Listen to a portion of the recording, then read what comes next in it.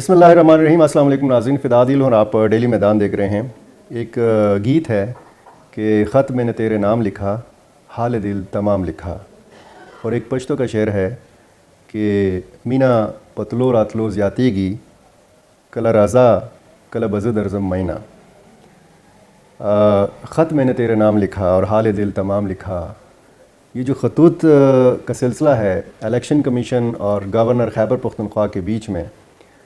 اس میں خطوط کا تبادلہ تو ہو رہا ہے، لیکن حال دل نہ الیکشن کمیشن لکھ رہا ہے اس میں، اور نہ حال دل گورنر خیبر پختونخوا حاجی غلام علی لکھ رہے ہیں۔ مسئلہ یہ ہے کہ شاید نہ الیکشن کمیشن چاہتا ہے اور نہ گورنر خیبر پختونخوا حاجی غلام علی، وہ تو ظاہر ہے کہ نہیں چاہتے کہ اس صوبے میں الیکشن ہو۔ 6 مارچ کو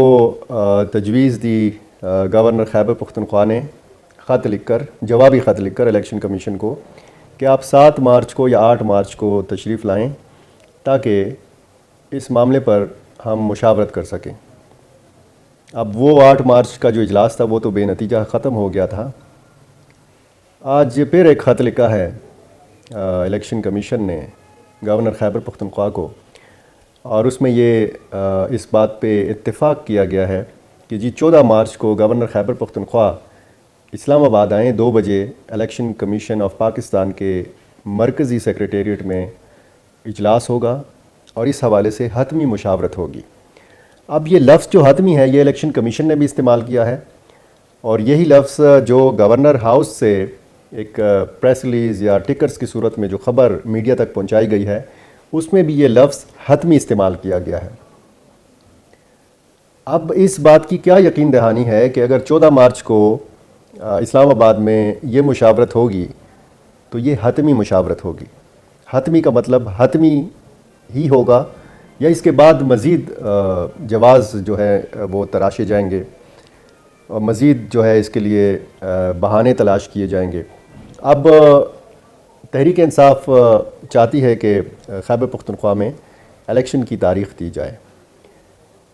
صدر مملکت ڈاکٹر عارف علوی 30 اپریل کی تاریخ پنجاب اسمبلی کے لیے دے چکے ہیں، کیونکہ وہاں پر گورنر پنجاب نے اسمبلی نہیں توڑی تھی، اس سمری پر دستخط نہیں کیے تھے۔ خیبر پختونخوا اسمبلی چونکہ حاجی غلام علی گورنر خیبر پختونخوا نے توڑی ہے، اس سمری پر انہوں نے دستخط کیے ہیں، اسی لیے ان کو سب سے زیادہ مسئلہ درپیش ہے، اور یہ ان کے لیے بڑا امتحان بھی ہے، کیونکہ وہ جس حکمران اتحاد کے گورنر ہیں وہ اتحاد تو نہیں چاہتا کہ یہاں پر الیکشن ہو۔ تو بہت بڑے امتحان سے حاجی غلام علی صاحب دوچار ہوئے ہیں، اور اب اس امتحان سے وہ کیسے نکلتے ہیں یہ دیکھنے کی چیز ہے، اور 14 مارچ کو اسلام آباد میں کیا ہوگا، حتمی مشاورت سے کیا برآمد ہوتا ہے یہ بھی دیکھنے کی چیز ہوگی۔ آئی جی خیبر پختونخوا اختر حیات گنڈاپور نے 1-2 روز قبل یہاں کے صحافیوں سے بات چیت کرتے ہوئے کہا ہے کہ خیبر پختونخوا انہی حالات سے گزر رہا ہے جن حالات سے یہ صوبہ 2008 اور 2009 میں گزر رہا تھا۔ کیا واقعی 2008 اور 2009 جیسے حالات ہیں خیبر پختونخوا کے اندر؟ کیا واقعی یہاں پر روزانہ اس صوبے میں متعدد دھماکے یا خودکش حملے ہو رہے ہیں؟ وہ جب پشاور میں دھماکے ہوتے تھے، روزانہ ایک دھماکہ ہوتا تھا، اور پشاور نے تو ایسے حالات بھی دیکھے ہیں کہ جب یہاں پر ایک خودکش حملہ ہو جاتا تھا تو اس کے بعد مارکیٹیں کھل جاتی تھیں۔ دکاندار اور تاجر یہ سمجھتے تھے کہ آج پشاور کا کوٹا پورا ہو گیا ہے، ایک خودکش حملہ ہو گیا ہے، اس کے بعد نہیں ہوگا، تو خودکش حملے کے بعد روزانہ دکانیں کھل جایا کرتی تھیں، مارکیٹیں کھل جایا کرتی تھیں۔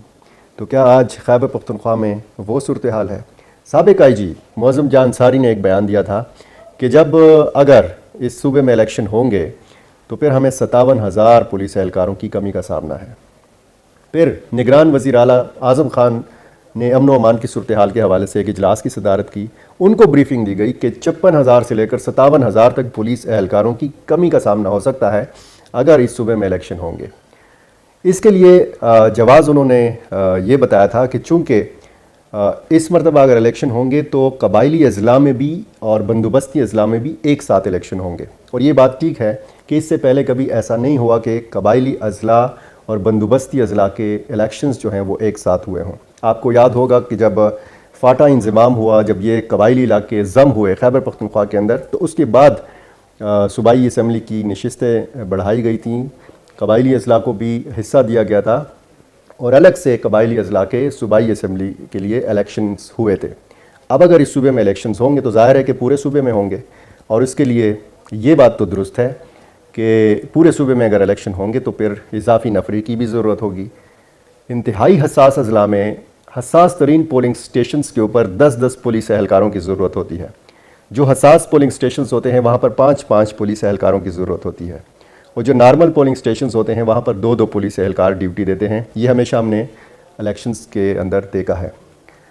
اب جو صورتحال ہے وہ خاصی پیچیدہ اور خاصی پریشان کن، گورنر خیبر پختونخوا حاجی غلام علی کے لیے پریشان کن صورتحال اس لیے ہے کہ معروف قانوندان قاضی انور ایڈوکیٹ نے گورنر کو ایک قانونی نوٹس بھیجا ہے، جس میں انہوں نے 6 گھنٹے کی مہلت دی ہے کہ آپ 6 گھنٹے کے اندر تاریخ کا اعلان کریں، ورنہ آپ پہ آرٹیکل 6 لگ سکتا ہے اگر آپ سپریم کورٹ کے احکامات کی خلاف ورزی کریں گے۔ اس کا مطلب یہ ہوگا کہ آپ آئین کی خلاف ورزی کر رہے ہیں، تو آئین کی خلاف ورزی کی سزا آرٹیکل 6 کی صورت میں ہے، اور آرٹیکل 6 آپ کو پتہ ہے کہ اس کی سزا کیا ہے۔ تو اگر ایک معاملہ ایک بار پھر عدالت میں لے جایا جا رہا ہے، اور اس میں پھر توہین عدالت کا کیس بھی بن سکتا ہے، اس میں آرٹیکل 6 کا کیس بھی بن سکتا ہے۔ پی ٹی آئی کی ایک درخواست جو تھی وہ تو نمٹا لی گئی تھی جب ہم نے دیکھا کہ سپریم کورٹ نے جب فیصلہ کیا کہ 90 دن کے اندر پنجاب اور خیبر پختونخوا اسمبلیوں کے الیکشنز ہونے چاہیے، تو جو writ petition P T I نے دائر کی تھی اپنے وکیل شمائل بٹ اور معظم بٹ ایڈوکیٹ کے ذریعے، تو وہ تو پشاور ہائی کورٹ نے نمٹا دی تھی۔ اسی طرح کی ایک writ petition Lahore high court میں بھی نمٹائی گئی تھی، لیکن اب لگ یہ رہا ہے کہ معاملہ ایک بار پھر عدالت کی طرف جا رہا ہے، اور